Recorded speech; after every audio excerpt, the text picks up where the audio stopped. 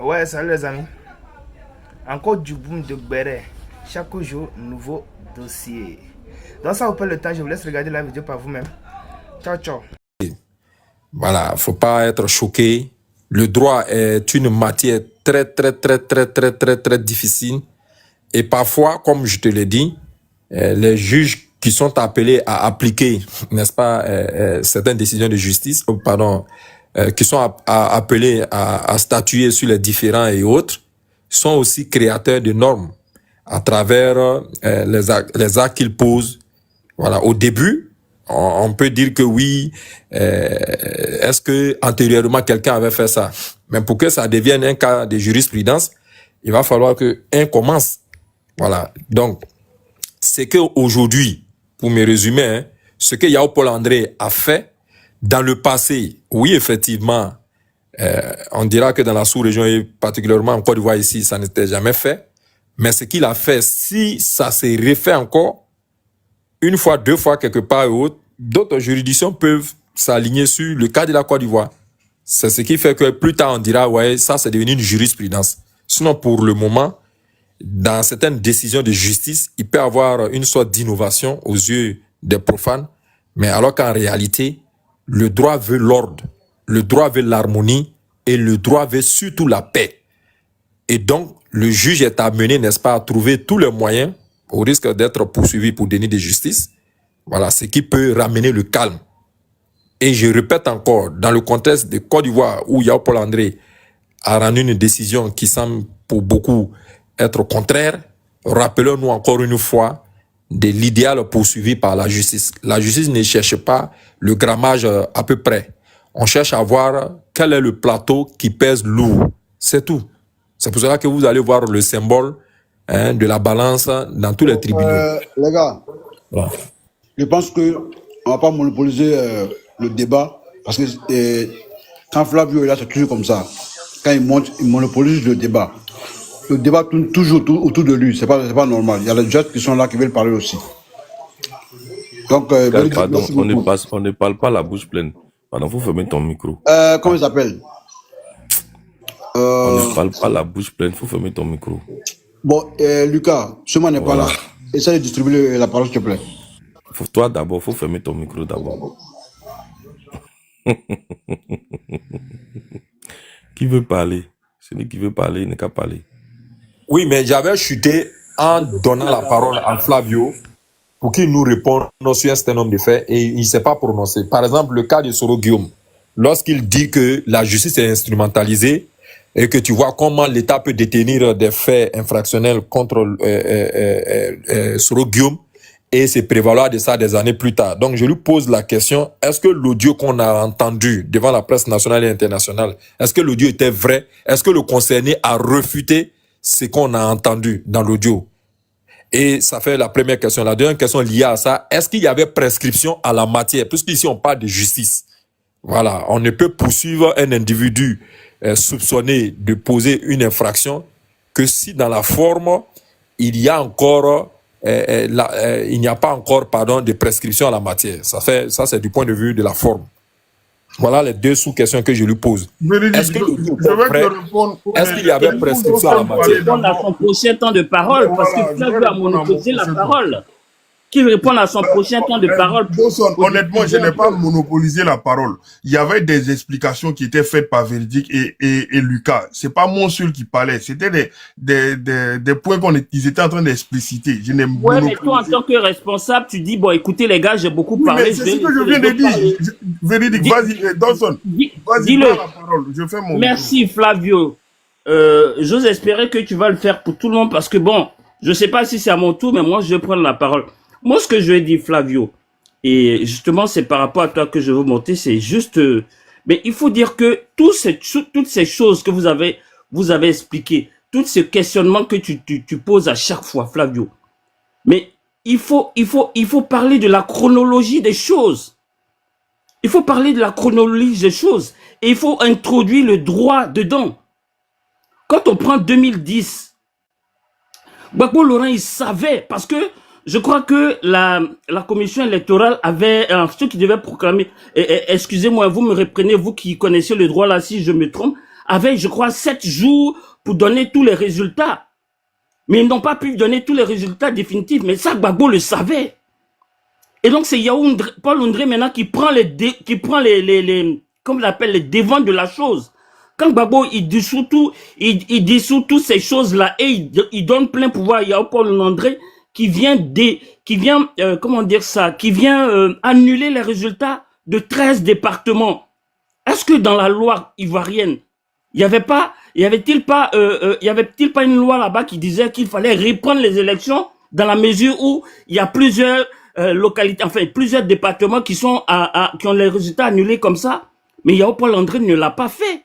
Il a donné ses résultats. Mais tout ça, Gbagbo le savait. Donc, il y avait toute une chronologie qui était basée sur la connaissance de la loi. C'est-à-dire que Gbagbo, Yao Paul Ondré et tous les constitutionnalistes qui étaient pro Gbagbo savaient que une fois que les 7 jours pour la proclamation, comment on appelle, provisoire, des résultats provisoires étaient dépassés, il fallait que je peux me tromper sur ça, mais je pense que la Cour constitutionnelle prenait le devant pour pouvoir donner les résultats. Et c'est ce que Paul Ondré avait fait. Parce que les gens avaient dit qu'il y avait vide, comment on appelle ça? Ils avaient utilisé un terme là, un vide constitutionnel ou bien c'est pas vide quoi. Et Yao Paul Ondré avait pris le devant de la chose. Donc il faut expliquer la chronologie des choses et ne pas venir à chaque fois poser la même question avec insistance. Moi je vais dire que tu ôtes en notant la chronologie des choses qui est vraiment importante. Donc moi les vrais questionnements, Flavio, il faut te les poser. Peut-être que tu fais de la rétention d'informations ou tu refuses d'aller voir les vraies informations concernant cette période électorale en 2010 où les gens ont joué, tout le monde a joué, surtout le camp présidentiel a joué avec la loi. C'est-à-dire qu'ils ont tiré sur la corde, ils ont provoqué, ils ont poussé les gens. Parce qu'ils avaient le pouvoir et la loi avec eux. Donc, ils pouvaient appliquer comme ça se devait. Ça aussi, il faut tenir compte de ça. Quand tout à l'heure, tu dis que non, les gens, ils manipulent le juridique. Ben si, les gens, à l'époque, en 2010, moi, je peux te dire qu'ils ont manipulé. Ils ont manipulé. Ils ont joué avec. Ils ont appuyé les boutons parce qu'ils avaient plein pouvoir. Donc, faut pas avoir des analyses partisane et en même temps faire croire que non, ton analyse n'est pas partisane. Non, je suis désolé. On entend tout le monde, on a été contemporain de ces événements-là et vraiment très très proche. Donc quand tu veux poser des questions avec insistance et orienter les réponses avec insistance, mais il faut te dire qu'il y a des gens aussi qui ont vécu ça et qui savent ce que tu veux dire. Même si tu le maquilles, excuse-moi, mais franchement, tes questions sont maquillées. Il faut aller au fond des choses. Les Ivoiriens qui t'écoutent aujourd'hui, on a combien de gens qui nous écoutent? Ils ont besoin de vraies informations. Et non revenir, ressasser les mêmes choses, mais avec une déformation ou bien avec une manipulation. Non. Flavio, on n'apprend rien aux gens en manipulant. Et en 2010, il y a eu beaucoup de manipulations. Si tu as vécu ces événements, tu le sais. Avec le camp présidentiel, on sait les manipulations qui ont eu lieu. Yao Paul Ondré, est-ce qu'il avait le droit de proclamer les résultats? Il faut parler de ce genre. Il y a ce genre de questionnement-là qu'il faut se poser. Faut pas que vous restiez dans votre bulle à croire que les gens, ceux qui étaient au Golfe, ils avaient tort, ou bien ceux qui étaient... L'ONU, là, quand tu donnes plein pouvoir, quand tu dis à l'ONU, venez, c'est Gbagbo qui était président à l'époque, et c'est lui qui a donné plein droit à l'ONU. Et quand l'ONU vient, l'ONU est au-dessus. L'ONU est au-dessus de tout ce qui... C'est-à-dire que quand l'ONU vient, il est au-dessus du pays. Parce que vous lui donnez plein pouvoir. Et ça aussi, il faut tenir compte de ça. Flavio, va orienter tes recherches vers ça. Faut pas seulement orienter tes recherches, je dis de manière ce qu'on appelle... je vais pas dire microscope, mais il faut orienter, je vais pas être désagréable, mais il faut élargir tes recherches. Pourquoi est-ce que l'ONU a insisté pour donner les résultats? Parce qu'il y a un monsieur qui était président qui a dit à l'ONU, tiens, nous on te donne la gestion de ce pays à partir des élections. C'est toi qui vas consolider et donner les résultats. Donc, c'est ce qui a été fait. Faut pas croire que les gens ils sont venus imposer quelque chose à Gbagbo et que les résultats qui ont été donnés ont été imposés à Gbagbo. Non, c'est ce que Gbagbo a voulu. Et ça, il faut le dire. Personne n'a manipulé ce monsieur. Il a cru manipuler la communauté internationale qui, quand tu lui donnes pouvoir, tu donnes pouvoir à quelqu'un de gérer ton pays, il va gérer ça comme tu lui as demandé. Et l'ONU, c'est comme ça. Donc Flavio, va encore revoir les archives. Je chute là. Flavio, va encore revoir les archives des événements de 2010. Va plutôt en profondeur, ne survole pas. Et ça va permettre de donner de bonnes informations à ceux qui t'écoutent des fois. Voilà, merci. Et puis désolé si écoutez, j'ai un peu, enfin, si j'ai dérangé quelqu'un dans son entendement ou bien dans sa, voilà quoi, que je m'en excuse parce que bon, il faut dire la vérité. Voilà, merci. Ok, merci, deux zones.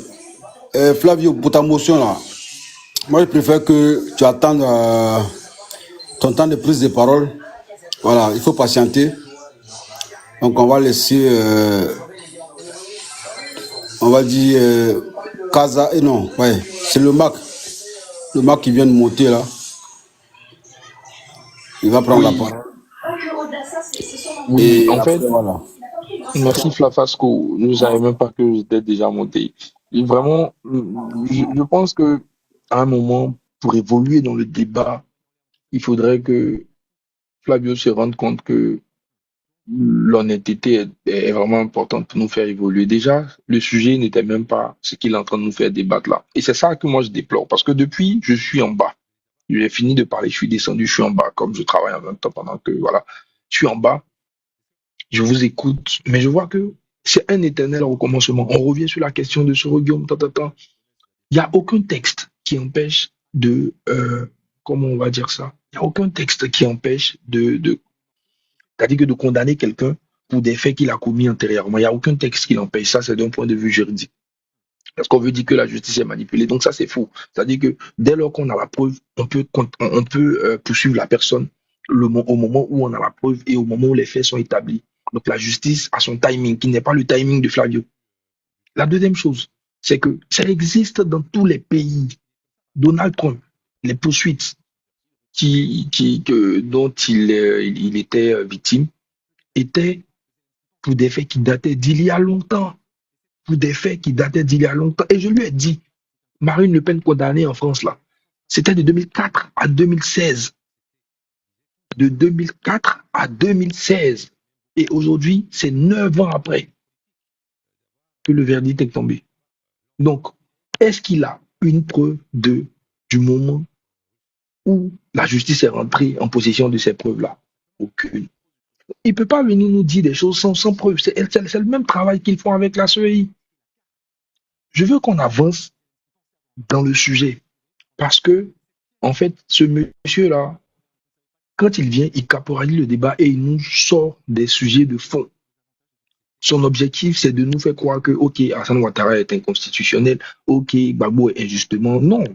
Toutes les personnes logiques qui connaissent et le droit et qui ont un raisonnement, je lui dis, sain, sans parti pris, quand ils viennent et qu'ils discutent avec les autorités, qu'elles soient administratives, politiques et même judiciaires, ils se rendent compte que l'opposition est dans la manipulation. Je répète le mot manipulation. Et donc, le secrétaire général des Nations Unies, donc le représentant du secrétaire général des Nations Unies au Moyen-Orient, je dis au Moyen-Orient, en Afrique de l'Ouest et dans le Sahel, est venu discuter avec le président. Mais j'étais surpris de voir le tapage que l'opposition en a fait parce que selon la représentation des Nations Unies en Côte d'Ivoire, il est venu discuter du rapport annuel des Nations Unies, du coup, en Côte d'Ivoire. Pas réellement de la question électorale, mais ils en ont fait tout un problème. Et on l'a vu dans les conclusions du monsieur. Et c'est de ça que on veut qu'on parle. Si Gbagbo avait été accusé injustement, je pense que tout le monde allait dire, OK, Gbagbo a été accusé injustement, toutes les organisations de droits de l'homme, en tout cas à l'international, tout le monde allait dire non. Une condamnation est une condamnation. Elle peut être injuste, c'est-à-dire que d'un point de vue moral pour certaines personnes, mais tant qu'il y a eu violation de droits, la condamnation tient. Donc, on ne doit pas épiloguer pendant 10 ans sur le même sujet. On sait tous comment 2010 s'est passé. Quand un blanc vient dire que non, il a été proclamé par le Conseil constitutionnel. Oh, ok, ça veut dire qu'il a gagné. Ça, je dis, c'est une fuite en avant. Et vous allez remarquer que dans le timing, Thiam ne parlait même pas de la question de réintégration de Gbagbo. C'est récemment, parce qu'il sait que lui-même, là, pour qu'il soit réellement sur la liste des gens qui peuvent aller compétir sans problème, il faudrait que ça soit à l'issue d'un dialogue politique. Maintenant, si il n'y a pas de problème, ça veut dire que si les condamnations ne sont pas et tout à l'ordre du jour, pourquoi? C'est la question que je me pose. Ils veulent un dialogue politique. Pourquoi ils veulent un dialogue politique? La seule injustice dont on peut parler ici, c'est le fait que Blé Goudé soit condamné et qu'il soit dehors. Parce que le mandat d'arrêt n'a pas été exécuté. Et ça, c'est un vrai problème. Il aurait pu être exécuté et que le président allait prendre une grâce. Mais il n'y a pas de grâce, il n'y a pas d'amnistie pour Blé Goudé, etc. Et j'ai dit, pour que le président prenne une amnistie, il faudrait qu'il ait une loi d'habilitation. On ne va pas répéter les mêmes arguments pendant 10 000 ans. C'est le désespoir qui fait que les gens s'accrochent à des sujets de 2010. Ils sont obligés de nous ramener dans le passé. C'est pour ça que j'ai félicité Bio pour son exercice d'hier. Parce que il y a des gens qui sont très forts en critique, mais très nuls dans la pratique. Ça, c'est le cas de Thiam. Donc, tout son objectif sera de décrédibiliser le gouvernement. Sinon, il est assis en France pendant que son parti est en train de tourner, pendant qu'il gagne des élections ici. Ça, on ne le voit pas ailleurs que chez eux. Parlons de l'actualité. Pourquoi il veut nous ramener sur des sujets qui ne sont pas de fond? Sincèrement, pourquoi il veut nous ramener sur ces sujets-là? Parce que justement, leur actualité est vide. Il n'y a rien. Vous voyez, il n'y a rien. Ils ont menti sur la liste électorale, ils ont parlé d'audit, ils ont sorti tous les arguments. Et quand les gens viennent au pays et qu'ils se rendent compte de ce qui se passe, ils sont déçus de la démarche de cette opposition-là. Donc tout le monde sait qu'ils sont dans une démarche belliqueuse qui n'a pour objectif que de créer la psychose et la crise en Côte d'Ivoire, et personne ne les laissera faire. C'est pour ça que le représentant des Nations Unies dit que les élections vont se dérouler dans un climat apaisé. Merci beaucoup. Merci Marc, merci d'être dans le temps. Tu es bon, Marc. Le Marc, voilà, toi, tu es le meilleur. Flavio, faut patienter, hein, s'il te plaît, voilà. Parce que toi, je t'ai compris maintenant. Attends ton temps de parole, et voilà. Vasco, je vais attendre. Non, je vais pas attendre. Merci, voilà. Je trouve ça un peu injuste quand même. Non, je me fais attaquer par les gars. Il faut patienter, pardon. Casabien, bon retour. Bonsoir. Bonsoir frère, comment tu vas? Déjà, depuis ce soir, à chaque fois, j'oublie de nous féliciter, nous, qui sommes comme les Didier Drogba à l'époque. Quand il a quitté l'équipe nationale, nous avons pris la CAN. C'est la même manière que, permets-moi, hein, que Mbappé a quitté Paris, nous allons prendre la Ligue des Champions. Soit dit en passant. Ok, bon, je suis là. Ça, je suis un peu d'accord avec toi. Inch'Allah, ouais. Ça, c'est clair. On peut prier pour ça. Je suis d'accord avec le Mac. Et toi aussi, Fabio. Ok. Bon, ben, je suis là. À mon tour de parole, je vais. Merci en tout cas. Merci. Vas-y, hein, c'est à toi. Hein, regarde, ça a commencé, il y a mis 5 minutes. Ok. Merci beaucoup. Merci à tous. Attends. Voilà. Il prend ton temps, 5 minutes. Puis voilà, tu commences. Ok. Le Mac, encore une fois, moi, je ne serai pas d'accord avec toi par rapport à ton analyse en disant que ouais, le monsieur, bon, tu parles de Thiam en disant le monsieur, il est parti, il a fait ceci, il a fait cela. Moi, je dis toujours la même chose. C'est quoi la même chose? J'ai dit, moi, le comportement ou bien la vie privée d'un homme politique, là, ça ne me regarde pas. Franchement, je ne me regarde pas. Moi, j'attends quand M. Tidiane Thiam sera de retour. Il nous expliquera pourquoi il a été absent par rapport à son comportement vis-à-vis de tout ce qui s'est passé. On n'en sait rien. Toi, tu n'en sais rien. Moi non plus, je n'en sais rien. Après, tu peux faire tes jugements comme tu veux. C'est ton droit. Voilà. Moi, à part ça, quand il va rentrer, on verra ce qu'il va nous expliquer. Mais je te mets à l'aise tout de suite. J'ai dit que moi, je suis le premier à ne pas être content du fait que c'est son premier bureau politique, c'est sa première réunion, il n'était pas là. Moi, je suis contre ça. Mais pourquoi il n'est pas là? Ça, franchement, mais au bout d'un moment, il faut se calmer. Il faut se calmer. Je sais que vous n'aimez pas le gars. Et moi, le premier, j'ai dit qu'on n'est pas dans l'amour, dans les prix. Mais les jugements de valeur, arrêtons un moment. Et quand il va venir, son explication, quand il va donner son explication, si on est contre son explication, on pourra en parler. Et si on est pour, moi, je serai le premier à dire que son explication là, ça ne me sied pas. Mais pour l'instant, restons concentrés et puis on verra. Voilà. Moi, c'est tout ce que je peux dire. Maintenant, il y a quelqu'un qui disait que oui, monsieur Tidiane Thiam, on parle de la légitimité, de la légalité, de son... Non. Pour l'instant, Billon lui-même, là, Billon n'a jamais dit, parlé de la légalité ou bien de la légitimité de M. Thiam. Mais qui sommes-nous pour venir juger par rapport à M. Billon? Voilà. On se calme, on regarde, on attend. C'est tout. Franchement, j'ai pas beaucoup de choses à dire, sauf que je suis heureux du fait que la CEI a rejeté toute forme de demande par rapport à son nom non inscrit sur la liste électorale. Et ça, je suis content parce que moi, j'avais déjà prévu ça. J'ai dit, je ne vois pas en quoi est-ce que la CEI pourrait accepter d'effacer le nom de Tidiane Thiam sur la liste électorale. Je faisais même une boutade la dernière fois, je disais que le bic rouge qui sert à barrer le nom de Tidiane Thiam là, c'est nous qui l'avons. Voilà.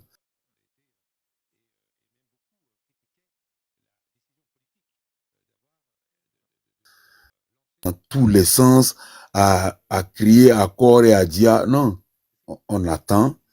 Quand monsieur Thiam va rentrer en Côte d'Ivoire, moi, ce que je comprends pas, c'est que même vous-même dans votre propre camp, vous dites non, ils ont désactivé. Moi, il y a des gens, je vais pas dire leur nom, qui m'ont appelé en privé pour dire non, le passeport d'étudiant Thiam a été désactivé. Il y a des gens, vous le savez très bien, ce que je dis là, vous savez ça très bien. Son passeport a été désactivé, il n'a plus de passeport, mais il n'a plus de passeport, il rentre comme en Côte d'Ivoire. Même si je ne crois pas à ça. Il rentre comme en Côte d'Ivoire pendant que son passeport est désactivé. Encore une fois, même si je ne crois pas à ça. Donc, essayons de nous calmer un peu. Ne rentrons pas dans la politique politicienne pour juste flatter nos propres égos. Non. On attend. M. Tidiane Thiam, il rentrera en Côte d'Ivoire. Il va rentrer et il va s'expliquer. Voilà. C'est tout ce que j'ai à dire. Franchement, j'ai pas beaucoup de choses à dire par rapport à ça. Je me suis assez exprimé par rapport au comportement de M. Billon, par rapport à son non-prix de... Il connaissait pas le prix de l'huile, tout ça. Bon, on va pas rentrer dans tous ces débats-là. Franchement, moi, je préfère qu'on se calme tout juste un tout petit peu. Merci à tous. Et merci à toi, mon frère Mac. Merci à mon frère Fasco. Au moins, on a un point en commun. On est tous des Parisiens. Ça, déjà, c'est pas mal. Merci les gars. Je ne suis pas parisien, mais je veux fortement que Paris gagne cette année parce que Mbappé est parti. Merci. Donc, tu es d'accord avec moi que on risque d'aller vers Didier Drogba quand il a quitté l'équipe nationale, on a pris la CAN et Paris est parti. Voilà. C'est mon souhait, sincèrement. Ouais, Merci beaucoup. l'histoire va se répéter. L'histoire va se répéter. Merci, Kaza. Alors, monsieur Flavio, est-ce que tu es là? Ouais, effectivement, je suis là. Bon, je vous accorde exceptionnellement 7 minutes. Ok, merci bien. Alors, il y a... Bon, je vais nommer les gens aussi parce qu'on m'a pas mal nommé. Il y a Marc qui a tendance à me pointer du doigt comme quoi je parle de sujets qui sont pas des sujets de fond. Alors, Moi, je le dis et je répète, moi, mon sentiment, et même si on n'est pas là en train de discuter des sentiments, mon sentiment, c'est que la justice ivoirienne, dans les trois cas, c'est-à-dire Blé Boudé, Gbagbo et Soro Guillaume, elle a été instrumentalisée. Moi, ça, c'est mon sentiment. Et je reviens là-dessus. Quand je prends le cas Blé Boudé, voici quelqu'un qui est condamné à 20 ans et qui se promène à Abidjan, qui a un parti non reconnu, mais qui mène des activités, alors qu'il a 20 ans de prison sur sa tête. Si ce n'est pas des condamnations de façade, si ce n'est pas de l'instrumentalisation de la justice, là, je ne sais pas c'est quoi. Maintenant, je reviens sur le cas Soro Guillaume. On me dit, est-ce que les faits ont existé? Oui, les faits ont existé puisqu'il les a reconnus. Puisqu'il a même dit que quand il a reçu le monsieur qui est venu l'enregistrer, il est allé voir le président de la République et il a discuté de ces faits-là avec le président de la République pour savoir si c'est le président de la République qui avait envoyé ce dernier-là venir l'enregistrer. Il a dit. Voilà, donc les faits sont établis, il ne conteste pas les faits. Mais vraiment, soyons tous honnêtes de reconnaître que c'est quand même assez curieux de savoir que Soro Guillaume est emmerdé dès qu'il refuse de rentrer au RHDP. Dès qu'il refuse d'adhérer au RHDP, comme par magie, tous ces ennuis judiciaires démarrent. Je veux dire, il faut être lucide. Vous pouvez voir les... En fait, moi, ce qui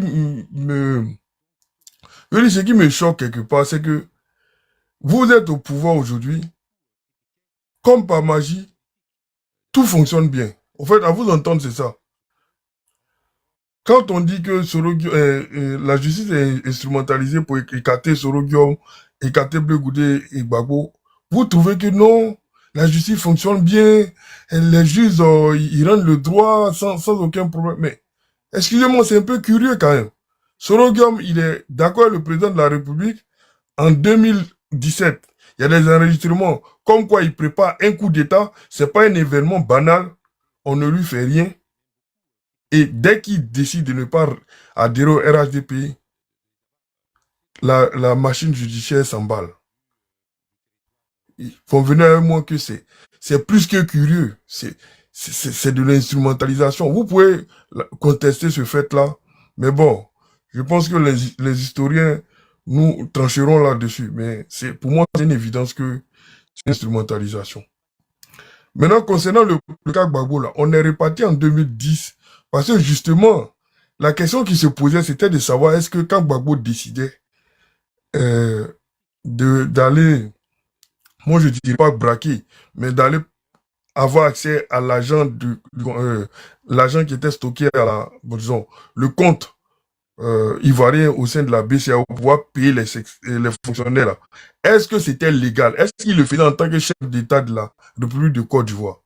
Alors, c'est à ce niveau-là on a discuté et sur ce point-là, je pense que l'explication de Lucas est assez pertinente. Donc, moi, je ne vois pas en quoi est-ce que c'était inutile. Lucas a expliqué que dans la décision de mai 2011, eh bien, le Conseil constitutionnel a considéré que Gbagbo Alassane Ouattara était président depuis le 4 décembre 2010. Donc, à partir de cela, là, les décisions qui étaient prises par Gbagbo étaient nulles et de nul effet. Et la question qui se posait, c'est que c'était de savoir, est-ce que le Conseil constitutionnel peut se dédier? C'est ce qu'on a posé comme question. Parce que Gbagbo, il peut donner l'argument comme selon lequel il a pris cette décision-là en tant que président de la République proclamé par le même Conseil constitutionnel qu'il a débouté, on va dire, quelques mois plus tard. Donc, c'est pour ça qu'on est revenu en 2010. Donc, on n'est pas venu parler de 2010 pour parler de 2010 pour se faire beau, quoi. Il y avait du sens dans ce qu'on disait. Donc, voilà, c'est à ce niveau-là que l'échange était. Maintenant, concernant je reviens sur le cas Gbagbo. En fait, même si je vous suis et que je décide d'admettre que, ok, il n'était pas président, il a braqué la banque, ok. Déjà, l'argent ne lui a pas profité. C'est-à-dire que c'était pas pour, je veux dire, son bien personnel, c'était pour payer les fonctionnaires ivoiriens. Ça, c'est le premier point. Deuxième point, c'est que c'est curieux quand même. C'est-à-dire que ceux-mêmes qui sont allés braquer, Damanan Picasse, le premier ministre, et puis il y avait un autre acteur, eux tous, comme par magie, ils ont été amnistiés par le président de la République. Et la seule personne qui a été graciée, c'est Gbagbo Laurent. Attendez. Et admettez au moins qu'il y a une manœuvre politique là-dedans. Ça va pas vous, comment dirais-je, ça va pas vous arracher quelque chose, quoi. Admettez qu'il y a une stratégie politique là-dedans. C'est ce que nous on dit. Et ça saute aux yeux. Je ne sais pas pourquoi vous contestez l'évidence. Hier, quand Ouattara était, comment dirais-je, le président Alassane Ouattara était comment dirais-je, tenu loin du vote, quand il était écarté, notamment en 95 avec le code électoral et en 2000, avec le code électoral encore, avec la constitution, avec cette notion de haie, mais vous étiez les mêmes à dire que les opposants, du moins ses opposants, usaient de superfuge pour l'écarter. Mais pourquoi quand vous faites la même chose, quand on dit, là, pour le coup, vous trouvez que la justice fonctionne de manière équitable? Non, il faut arrêter, c'est pas correct. Et on repart même sur cette décision de la Cour africaine des droits de l'homme et des peuples là. Elle a pris une décision provisoire, sans avoir jugé dans le fond. Mais l'État de Côte d'Ivoire, elle a demandé à l'État de Côte d'Ivoire de prendre toutes les dispositions pour pouvoir réinscrire Gbagbo sur la liste électorale. On m'explique que non, c'est en dissonance avec notre droit local. Mais excusez-moi, dans notre droit local là, nulle part il n'est écrit que c'est l'ONU qui déclare, l'UA qui déclare qui est président en Côte d'Ivoire. Nulle part ça n'est écrit. Parce que me dit que non, les lois et les décrets ratifiés au niveau international ont primeur sur le droit local là. Excusez-moi, pas dans la matière de déclaration du président de la République. Non, je ne pense pas. Mais en 2010, ça a été le cas. Donc, quand Motion, ton temps est fini, motion. Non. Je suis, laissez-moi chuter dans une phrase. Non. Laisse-moi chuter dans une phrase. Bon, vite fait. Vas-y. Quand le Conseil de sécurité, la Cour africaine des droits de l'homme et des peuples décide, ordonne à l'État de Côte d'Ivoire de prendre toutes les dispositions pour réinscrire Gbagbo sur la liste électorale. Mais l'État de Côte d'Ivoire doit s'exécuter. Mais quand c'est ça, vous trouvez des superficies pour dire que l'État de Côte d'Ivoire ne doit pas s'exécuter. Par contre, quand ça va dans votre sens, là, c'est le droit. Attendez, prenez les Ivoiriens pour des gens consciencieux et rationnels. Ça peut pas, quand ça va dans votre sens, c'est bon, quand ça va pas dans votre sens, c'est pas bon. Il faut arrêter. Flavio, petite question pour que tu puisses en fait te mettre à l'aise sur cette question. Quand tu dis que quand ça va dans notre sens, on est d'accord, quand ça va, je sais pas si tu te bases sur quoi, mais ce qu'on a essayé de t'expliquer depuis, c'est que quand on dit les traités, accords ratifiés, on DEL, approbation, autorité supérieure à la loi, on part du principe que c'est la Côte d'Ivoire même qui a signé un traité pour dire à l'ONU, à l'Union africaine, donc de venir en Côte d'Ivoire pour superviser les élections. Est-ce que tu comprends ça déjà? Je répète, c'est la Côte d'Ivoire même qui a signé et ratifié un traité de ce type-là. Et c'est ce qui a fait... Je vais finir. Okay. C'est ce qui a fait de cette élection-là une élection spéciale et particulière.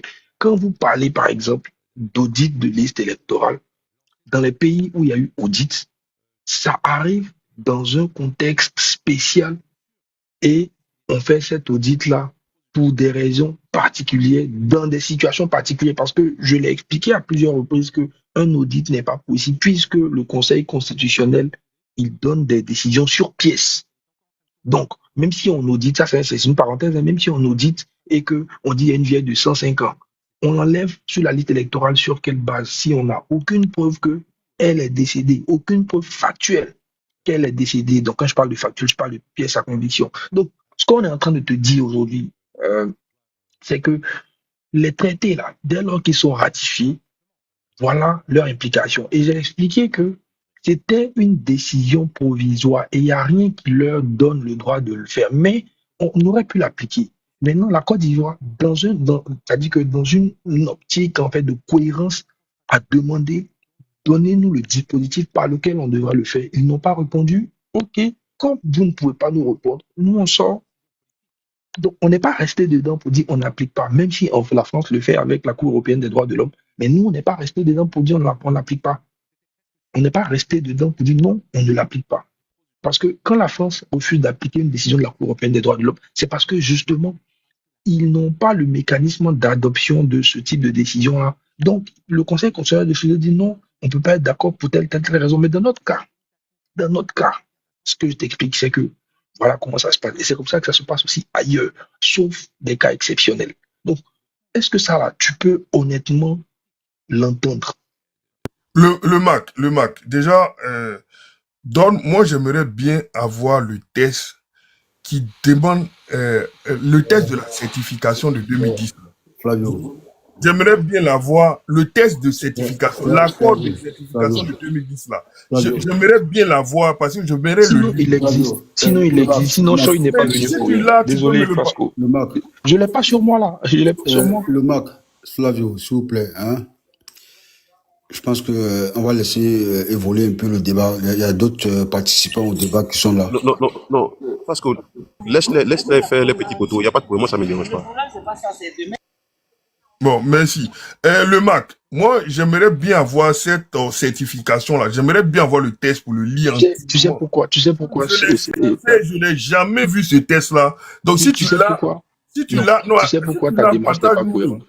Tu sais pourquoi ta démarche n'est pas cohérente? Il fait les mauvaises démarches, il fait les mauvaises recherches. Il faut lui dire ça. Au-delà de la recherche, pourquoi sa démarche n'est pas cohérente pour moi? Parce que, on sait tout ce qui est eu certification. On sait que la certification ne serait pas intervenue sans un texte. Merci d'avoir regardé la vidéo.